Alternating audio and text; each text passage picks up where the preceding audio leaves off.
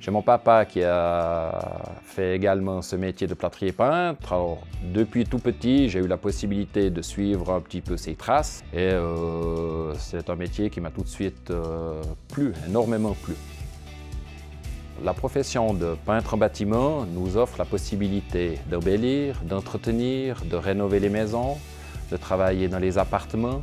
La profession du plâtrier, lui, se déroule plutôt au début de chantier, lorsque le maçon a terminé de monter ses murs.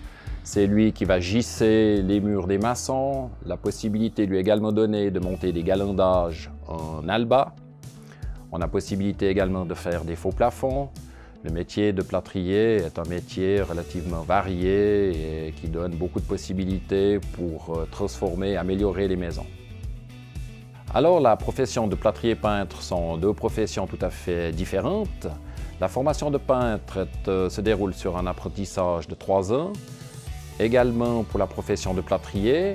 Et si éventuellement l'apprenti souhaite faire la double formation, la possibilité lui est donnée de faire un apprentissage soit plâtrier, soit peintre sur 3 ans, et de pouvoir terminer sur 2 ans la formation du second apprentissage. L'avantage de la double profession, c'est que l'apprenti, lorsqu'il sera confronté à la construction et la transformation d'une maison, il aura la possibilité de travailler de A à Z, ça veut dire construire des murs, gisser des murs, et ensuite d'y apporter soit sa touche personnelle ou, selon le choix du client, de pouvoir amener des couleurs, amener de la tapisserie, amener différents revêtements selon les choix qui nous sont donnés.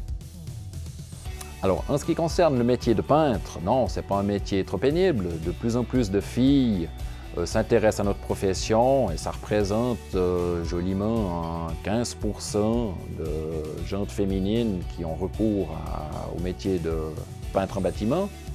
En ce qui concerne la profession de plâtrier, alors là aussi, on a vu une évolution. On avait avant recours à la brique, on travaillait énormément avec les carreaux alba.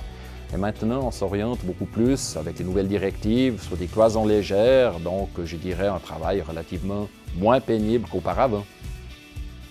Je ne peux que recommander le choix de cette profession.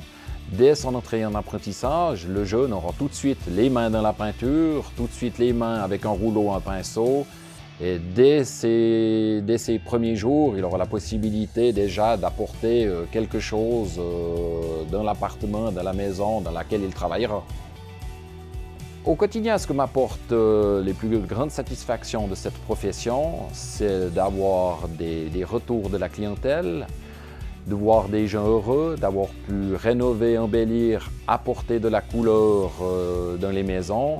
Et je crois que c'est une très grande satisfaction lorsqu'on quitte un chantier, d'avoir un merci et des très bonnes critiques suite à notre passage.